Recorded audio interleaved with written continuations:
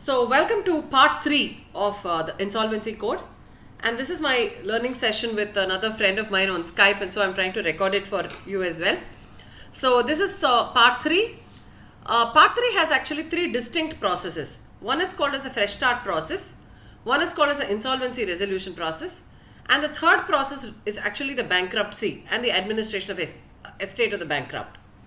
So now we go to part 1 of chapter 1 of part 3, which deals with the definitions of this chapter.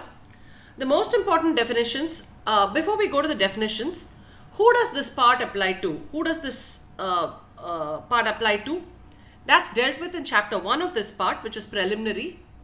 It says this will apply to matters relating to fresh start, insolvency resolution, and bankruptcy of individuals and firms, where the amount of default, please see the term used is default, is not less than 1,000 rupees, but not exceeding 1 lakh or such other amount, which shall not be more than 1 lakh, and the central government may notify the amount between 1,000 to 1 lakh.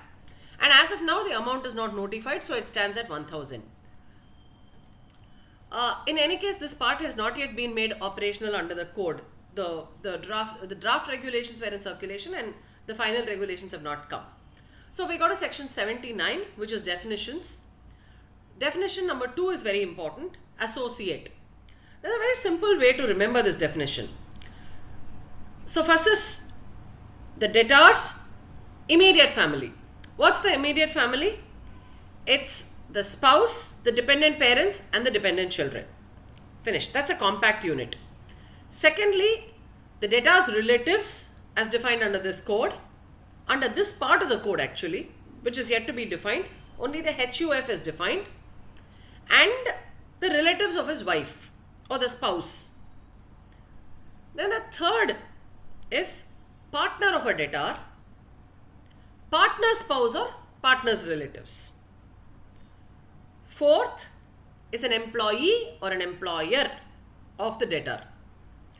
Fifth is a trust, where the debtor himself is a beneficiary, or the terms of where he is the trustee of a trust. Basically, he has to be a trustee of the trust and he is a beneficiary, or where the trust confers powers on the trustee which may be exercised for the benefit of the debtor. So both kinds are included here. A company in which the debtor or his associates hold more than 50% of the share capital. Please notice they don't use the term paid up share capital. They use the term share capital, and or control the appointment of the board of directors of the company. So these are the categories of associates, and the term relative is explained to be in the HUF or such other categories of relatives as may be notified by the board. So we need to get the regulations. It's prescribed. So bankrupt means a person who's been adjudged a bankrupt, okay, through a bankruptcy order. Each of the partners of a firm which has been adjudged bankrupt, or an undischarged insolvent. That's the third category. Then what is a bankruptcy debt? That's very important. Any debt which is owed on the bankruptcy commencement date is a bankruptcy debt.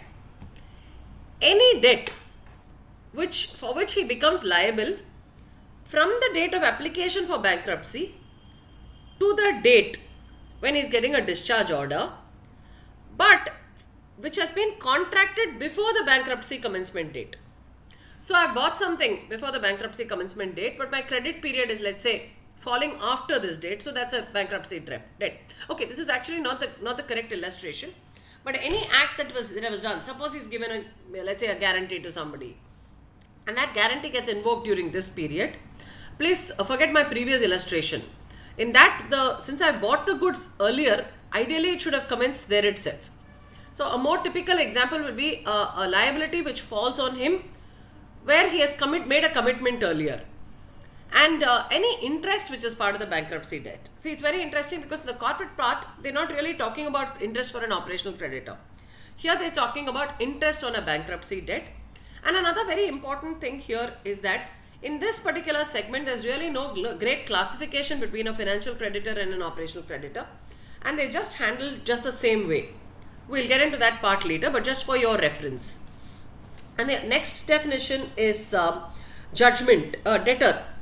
Debtor includes a judgment debtor under 79 to 12. Please remember, a debtor includes a judgment debtor.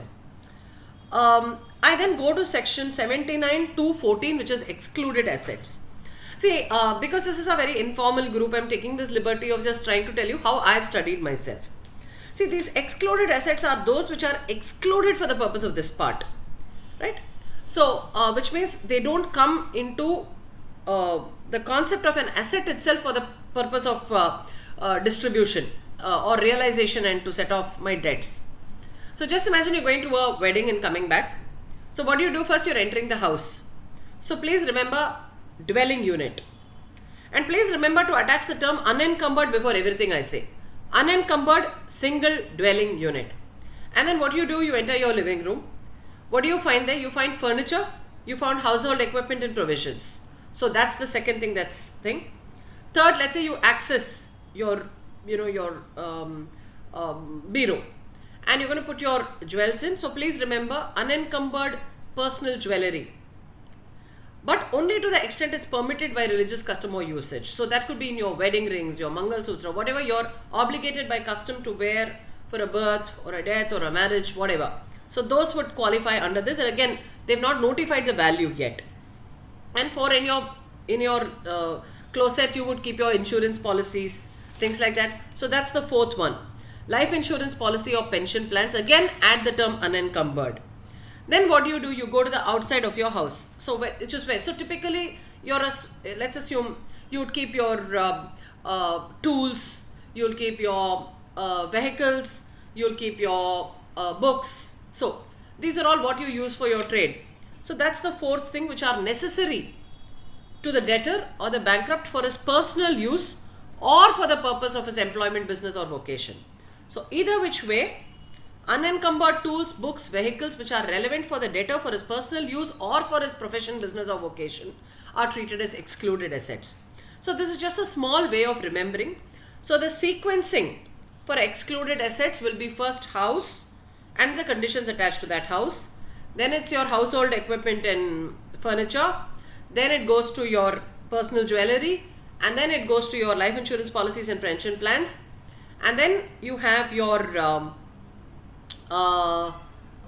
vehicles, tools, books, etc. And I've spoken to you along with the conditions associated therein. Then we go to the next definition, which is again important from an exam perspective, which is 15, 79 to 15, which is excluded debt. So what's a debt that doesn't get covered under all this gizmo process? Liability to pay a fine imposed by a court or a tribunal. That's sacrosanct. Nobody can exclude that debt. Any damage that you pay for a breach of a statutory, contractual or a legal obligation is also a debt. So damages for negligence, nuisance or breach of a statutory, legal or a contractual obligation is a debt. Liability to pay maintenance to any person under any law for the time being in force, like an alimony. 4. Liability in relation to a student loan. Very clearly, because otherwise a lot of people may just not repay their student loans and want to go under this process. Any other debt. Then firm means a body of individuals carrying on a business of a partnership, whether registered or not. LLPs under the previous part of part 2 are always registered, obviously, because you have to register with the MCA. Here you are not registering yourself. Any other and then partnership debt we did is a debt for which all partners are jointly liable. Please use the C, they don't use the term severally. Partnership debt, jointly liable.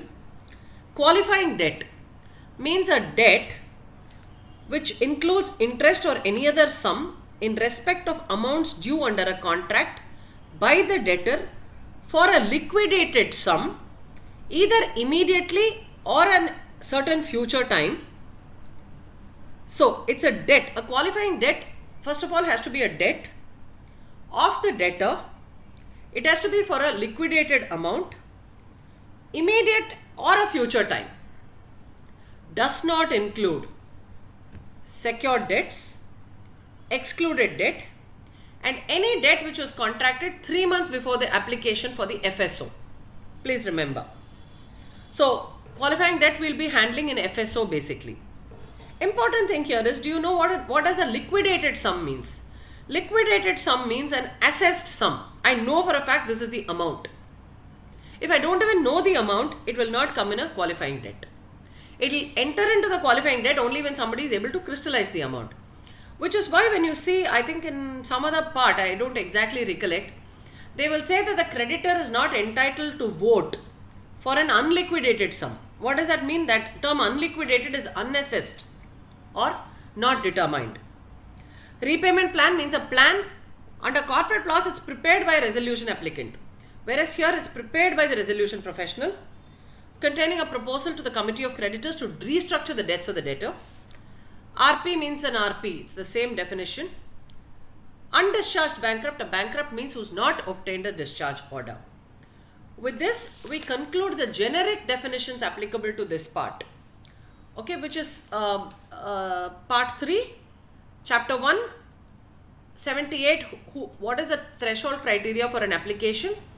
2 definitions under this application, and what I've told you are some important aspects. So then we move on to chapter 2, which is the fresh start process, but I'm going to take a small break from this video here.